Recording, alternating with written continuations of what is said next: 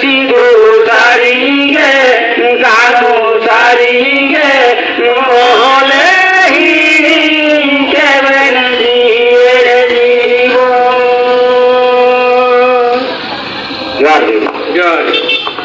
করতে চাই সাঁওতাল বিদ্রোহ ভারতের স্বাধীনতা সংগ্রামের এক গুরুত্বপূর্ণ অধ্যায়।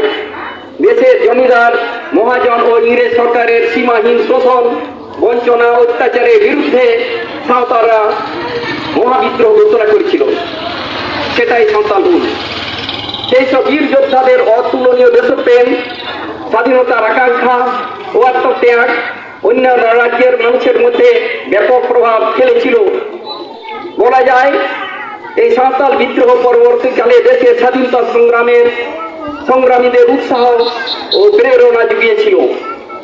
2010 সালে রাষ্ট্রপুঞ্জের জেনারেল সেক্রেটারি বান কি মুন বলেছেন, সাঁওতাল বিদ্রোহ পৃথিবীর ইতিহাসে প্রথম এবং সর্ববৃহৎ কৃষক বিদ্রোহ এবং মুক্তি সংগ্রাম। 2010 সালে পৃথিবীর 184 দেশের প্রতিনিধি এতে যোগদান করেছিল এবং রাষ্ট্রপুঞ্জে হুল দিবস উদযাপিত হয়েছিল। বিদ্রোহীদের গান দিয়ে শুরু করি। উষা শ্রাবণ ওয়ারাবন চিলি হবাঙ্ক তিঙ্গুন তবে দোয়ান হুল গিয়া হো, তবে দোয়ান হুল গিয়া হো, দিশম দিশম দেশ মাঝি পারগানা আতু আতু মাপাজিকো দু বন দানাং বন ভাঙ্গে কো তিঙ্গুন তবে দোয়ান হুল দিয়া হো। অর্থাৎ আমাদের বাঁচাতে, আমাদের উদ্ধার করতে কেউ আমাদের পাশে দাঁড়াবে না, তাহলে আমরা বিদ্রোহ করবই। দেশের মাঝি পারগানারা, গ্রামের মোড়লরা আমাদের বাঁচাতে, আমাদের উদ্ধার করতে কেউ পাশে দাঁড়াবে না, তাহলে আমরা বিদ্রোহ ঘোষণা করবই।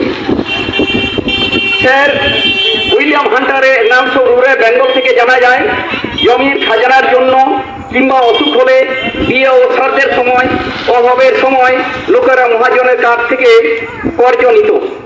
এই জন্য 50 টাকা থেকে 500 টাকা পর্যন্ত তাদের সুদ দিতে হতো। অনুরূপভাবে 1 বিশ ধান নিলে 2 বিশ, 3 বিশ, 5 বিশ পর্যন্ত তাদের সুদ দিতে হতো। ঋণ শোধ করতে না পারলে শারীরিক নির্যাতন তো ছিলই, তাদের গবাদি পশু, হাঁস মুরগি, ঘটি বাটি মহাজন এলাকার জোর করে কেড়ে নিত, নারীদের সম্ভ্রম হানিও করত, শেষ পর্যন্ত চাষের জমিও তারা হারাতে হতো তাদের। মহাজনী কারবার সম্পর্কে বাংলায় একটা ছড়া আছে, একটু বলি। গোলাদার বাঙালি দামিনের মহাজন, তাদের কাছে কজ্জ নেই সাঁওতাল প্রজাগণ। শ্রাবণ মাসে 1 টাকা নিল, 8 মাসে তার 21 টাকা হলো। 12 টাকায় 84 টাকা এখন করিয়া, গরু বাছুর সব তাদের লয় ডাকাইয়া। দারোগার কাছে যদি নালিশ করিবে, সেও বলে সালার বেটা টাকা দিতে হবে। এটা ভারতবর্ষ মার্চ 1345 সালের ঘটনা। এই ঘটনা অনেক বড়। আজকের এই সভায় সেটা বলার মতো এখানে সুযোগ নেই। আজকের প্রসঙ্গে আছি। প্রায় 400টা গ্রামের মাঝি মাপাজি এবং নরনারী সবাই জমায়েত হয়েছিল আজকের দিনে, এই 30শে জুন বগনাডি গ্রামে। ডাক দিয়েছিলেন সিধু কানু এবং চাঁদ ভাইরও। বগনাডির বিশাল মাঠে 10,000 মানুষের উপস্থিতিতে কানু ঘোষণা করেছিলেন, দেশে জমিদার নেই, মহাজন নেই, সরকার নেই, এই দেশ আমাদের, আজ থেকে আমরা স্বাধীন। এই সংবাদ জেলা ম্যাজিস্ট্রেট, কমিশনার, কালেক্টর ও দারোগাদের জানানো হয়েছিল। তাকে বলা হয় পরোয়ানা। কিন্তু কেউ তাতে গুরুত্ব দেয়নি বলে লং মার্চ শুরু হয়েছিল কলকাতা অভিযান।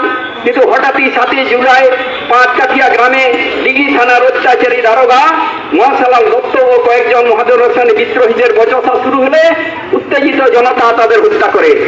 শুরু হলো সশস্ত্র সংগ্রাম। 12 জুলাই সিধু কানু নেতৃত্বে পাকুড় রাজবাড়ি আক্রান্ত হলো। 16 জুলাই পিয়ালাপুরে যুদ্ধে ইংরেজ বাহিনী পরাজিত হলো। দিকে দিকে জমিদার মহাজন সাদের কুঠি কাছারি বাড়িঘর ভস্মীভূত হলো। ক্রমশ বিদ্রোহের আগুন বীরভূমের নলহাটি, রামপুরহাট, নাগর, সিউড়ি, লাঙ্গুলিয়া পর্যন্ত ছড়িয়ে পড়ে। মুর্শিদাবাদ জেলাতে বিদ্রোহ ছড়িয়ে পড়ল। পরিস্থিতি নিয়ন্ত্রণে বাড়ি চলে যাওয়ায় 17 আগস্ট ইংরেজ সরকার বিদ্রোহীদের আত্মসমর্পণের কথা ঘোষণা করে। কিন্তু সাঁওতালরা তা ঘৃণাভাবে প্রত্যাখ্যান করে। অবশেষে 10ই নভেম্বর সরকার গ্রামীণ এলাকায় মার্শাল ল বা মিলিটারি শাসন জারি করে, যার ফলে নিরীহ সাঁওতালদের জমি বাড়ি ভস্মীভূত হয়, হাজার হাজার মানুষ নিহত হয় এবং যারা জীবিত তাদের জেলে যেতে হলো কিংবা গুলিতে মরতে হলো।